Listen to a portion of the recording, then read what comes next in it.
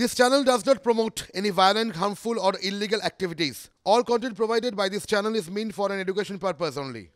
দেখো কোয়েল এই মুহূর্তে সন্দেশখালি বিচার চাইছে এবং বিভিন্ন ঘটনা আমরা তুলে ধরছি।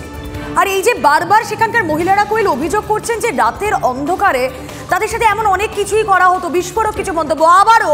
আবারও একটি বিস্ফোরক অভিযোগ, রাতের অন্ধকারে মহিলাদের ডেকে আনার অভিযোগ, বিস্ফোরক অভিযোগ, এবং সেই অভিযোগের শিলমোহর।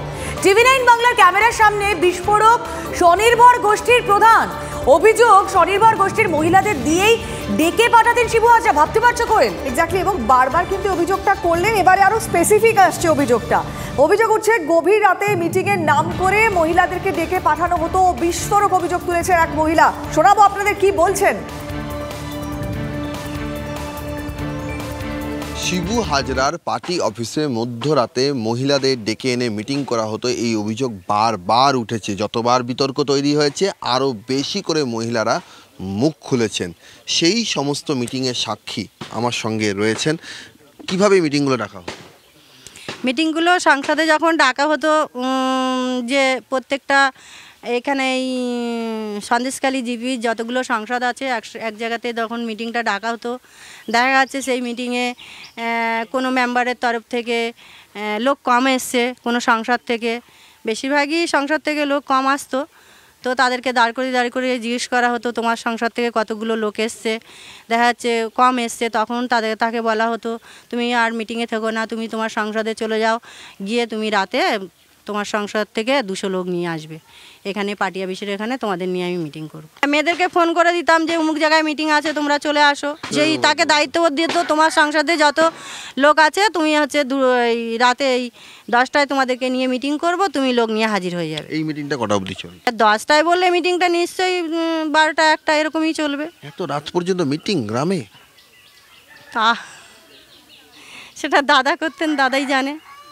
আপনারা প্রতিবাদ করতেন না?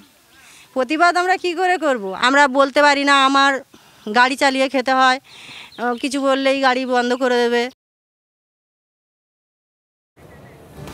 কোয়েল কি অদ্ভুত পরিস্থিতি দেখো, এদিকে পুলিশ প্রশাসন কিন্তু বলছে তাদের কাছে এমন কোনো তথ্য নেই, তারা এলাকা ঘুরে দেখেছেন, কথা বলেছেন, তাদের কাছে এরকম কোনো তথ্য আসেনি যে মহিলাদের ওপর অত্যাচার হতো, তাদেরকে রাতে মিটিং এর নাম করে ডেকে পাঠানো হতো। কথাই বলেছে তারা, এক্স্যাক্টলি, যে তাদের কাছে এরকম কোনো তথ্য। দেখো দুটোই আমরা যেই দুটোর বিষয়ে নিয়ে কথা বলছি, একদিকে পুলিশ প্রশাসন বলছে যে না অসত্য প্রচার করা হচ্ছে, একদিকে এই মহিলাদের বয়ান আমরা যা তুলে ধরছি যে রাতের অন্ধকারে মিটিং এর নাম করে ডেকে পাঠানো হতো। তাহলে তুমি বলো কোয়েল, যে এই যে বিচার চায় সন্দেশখালী আমরা বলছি, সেই বিচার কি আদৌ তারা পাবেন? সত্যি তাই, এই প্রশ্নটা উঠে যাচ্ছে, কারণ এবারে আরো স্পেসিফিক যে ভদ্রমহিলার কথা আমরা আপনাদের সামনে তুললাম, তারা বলছেন কি করে তারা প্রতিবাদ করবেন। তারা গাড়ি চালিয়ে সংসার চালান, প্রতিবাদ করলে যদি তার উপর কোপ পড়ে তাহলে সংসারটা চলবে কিভাবে।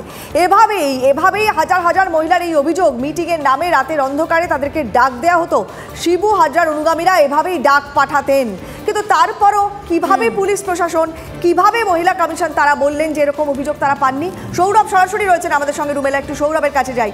সৌরভই তো মারাত্মক অভিযোগ, একেবারে স্পেসিফিক করে বলছেন।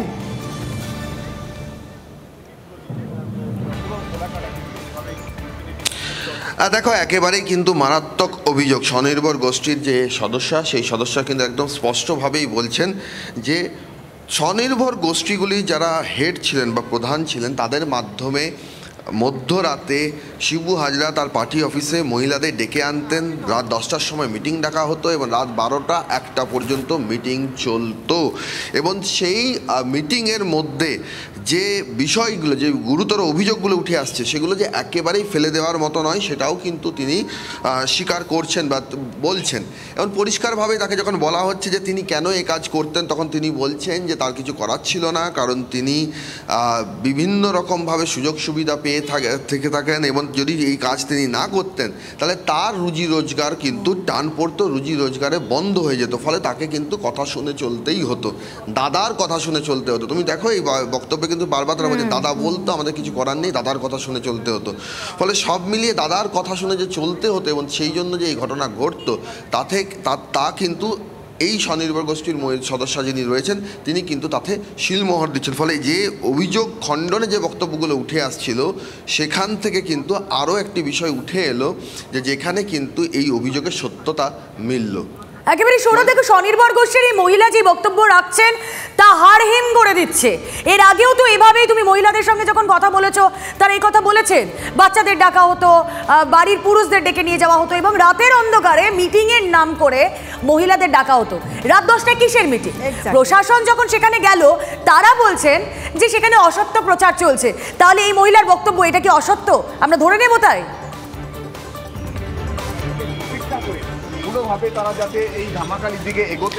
দেখো সেই প্রশ্নটা তো উঠছে যে মহিলারাও যে কথা বলছে যে একজন মহিলা মিথ্যা কথা বলতে পারেন, দুজন বলতে পারেন, তিনজন বলতে পারেন, কিন্তু এতজন মহিলা একই সঙ্গে একই রকমভাবে একই বক্তব্য বলছেন, সবকটা মিথ্যে, সেটা কিভাবে সম্ভব? এবং সেই বক্তব্য যখন উঠছিল, যখন বলা হচ্ছিল যে আন্দোলন শাসক দলের তরফে যে আন্দোলনকারীদের মধ্যে একাংশ রাজনৈতিকভাবে তারা রাজনৈতিক বক্তব্য রাখছেন, সেই জায়গার থেকে দাঁড়িয়ে তারা যখন এই কথাগুলো বলা হচ্ছিল, তখন স্বনির্ভর গোষ্ঠীর যিনি সদস্য, যার মাধ্যমে এই কাজ করা হতো, তিনি যখন ক্যামেরার সামনে এসে অকপট সে কথা বলে দেন যে হ্যাঁ, আমরা যারা স্বনির্ভর গোষ্ঠীর সদস্য আছে আমরাই মেয়েদের ফোন করে রাতে যেতে বলতাম দাদার পার্টি অফিসে, কারণ দাদার হুকুম ছিল, কথা না শুনে আমাদের কোনো উপায় ছিল না, দাদার কথা শুনতেই হতো। ফলে সেই জায়গায় কিন্তু সেই সমস্ত যুক্তিগুলো যারা সেই মহিলাদের এই শয়ে শয়ে মহিলাদের অভিযোগ উড়িয়ে দিচ্ছিলেন, তাদের যুক্তিটা কিন্তু কোথাও না কোথাও একটু দুর্বল হয়ে পড়ে। একেবারে সৌরভ, আচ্ছা সৌরভ, তোমার বক্তব্য শুনছিলাম, আমরা যে ছবিগুলো দেখছি ব্যারিকেড করা হয়েছে, একটু যদি তোমার আশেপাশে যা চলছে তার একটু সংক্ষিপ্ত বিবরণ দাও।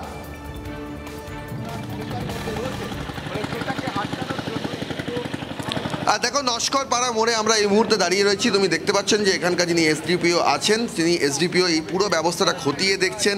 আর তুমি জানো যে বিরোধী দলের বিভিন্ন সদস্যের আজকে কিন্তু আসার কথা রয়েছে এখানে। একটু কথা বলবো স্যার, আজ এই ব্যারিকেডটা কেন স্যার? স্যার ব্যারিকেডের ব্যবস্থাটা কেন যদি বলেন? এই ব্যারিকেডটা কি এখানে তো 144 নেই।